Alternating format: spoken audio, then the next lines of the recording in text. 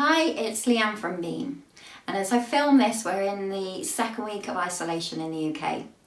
And what I've noticed this week from people reaching out to me is that people are starting to feel more anxious, worried and stressed than they were last week. Now that can be for a combination of things. I think largely last week may have felt almost like a novelty. And as we go into this week, we start to realise that for the time being, at least, this is our reality. Lots of people may start to be more concerned about not seeing loved ones, maybe concerned about loved ones who aren't well, financial implication of not working for some of us. So there are lots of things going on which are likely to start to increase the anxiety, stress and worry. And I see online a lot of things which, I don't know about you, but for me, they actually make me feel more anxious, stressed and worried. Now these aren't news reports. I'm very good at filtering out the news and I really encourage you to do the same. These are actually well-meaning posts from people who talk about using this time to be the best version of you. Use this time to learn a language, to practice cooking, to do lots of exercise. And you might have friends and family members that are posting and sharing that they're doing such a thing. And what that can do, instead of motivate you, that can actually demotivate you. It can make you feel that you don't want to do that, and then you're wasting this time as well. The other side of that are people who are posting things about stopping worrying and not feeling stressed and overcoming anxiety. Now, whilst I teach loads of different tools to help you deal with anxiety, stress and worry, and too much of any of that isn't good, there is a slight benefit to us feeling like that. And I really think it's important to note that stress, anxiety, worry are all a really healthy, normal response to the situation we're all living in. In fact, if you weren't feeling those things, that might be a little bit more concerning than if you are. Of course, we don't want it to spike and become all-consuming, so much so that it makes us physically or mentally ill. But what I'd love to teach you are the ways that actually those three things can be helping us in this time. So let's start off with worry. Worrying is a really normal process. Our brain turns to worry in order to solve things. Now, if all of a sudden you found yourself looking in the cupboard and you'd run out of pasta, your brain would essentially go to worry to come up with different solutions. And then you'd decide to cook rice and the solution would be sorted and you wouldn't have to worry about it again. The problem most of us have who worry is that we tend to worry about things totally outside of our control. So if you're worrying about what happens next with the virus or someone else's health, actually your brain is trying to solve that problem and it's not within its capability to do so. So according to Paul McGee, he said that we have three types of worries. The first worry that we have is hysterical worries. Worries that are just catastrophic. Worries that are so huge that we go from thinking that we're in isolation today to going straight down a path to, oh my goodness, what if we're still in isolation in a year's time? They never do us any good. The other type of worry is harmful worries. Harmful worries are thoughts that we do almost to induce self-harm. But what if? What if so-and-so got poorly? What if my loved one was taken away from me? What if I don't have enough money in 3 months' time? Those kinds of worries aren't helpful. But the third type of worry we have is a helpful worry.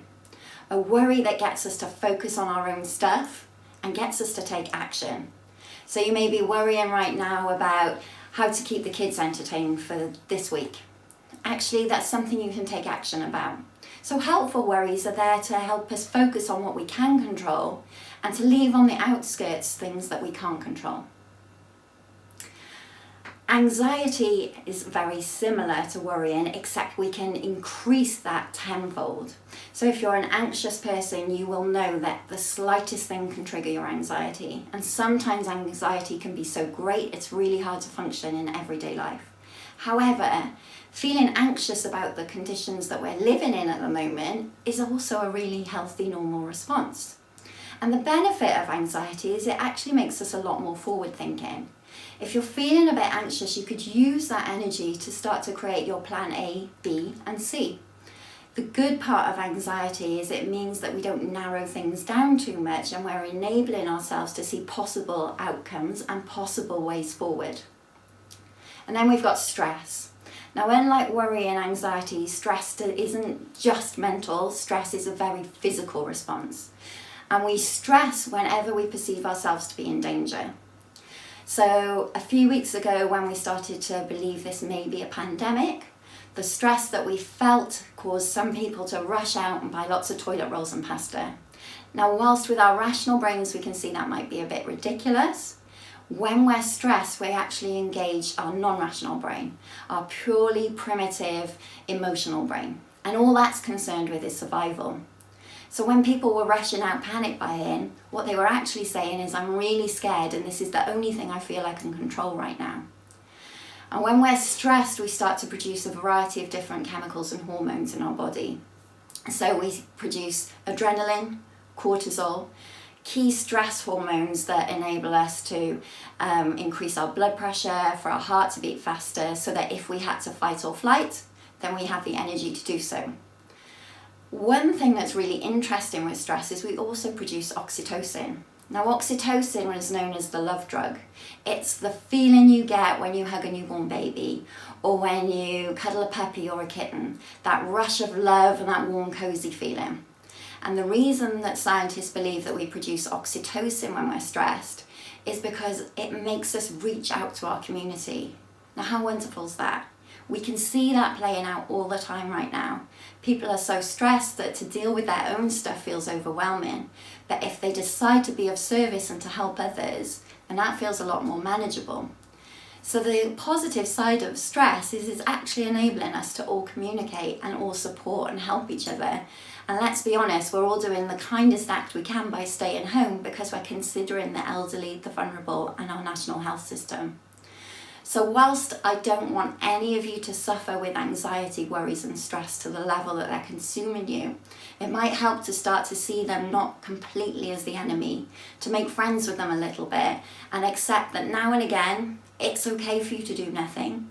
Now and again, it's okay for you to just sit with these feelings and let them be.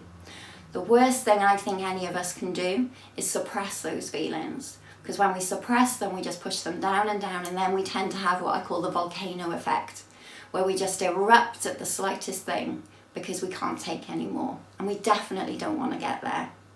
So take care of yourself, be kind to yourself, and just allow yourself to feel whatever it is you're feeling in that moment. Thank you.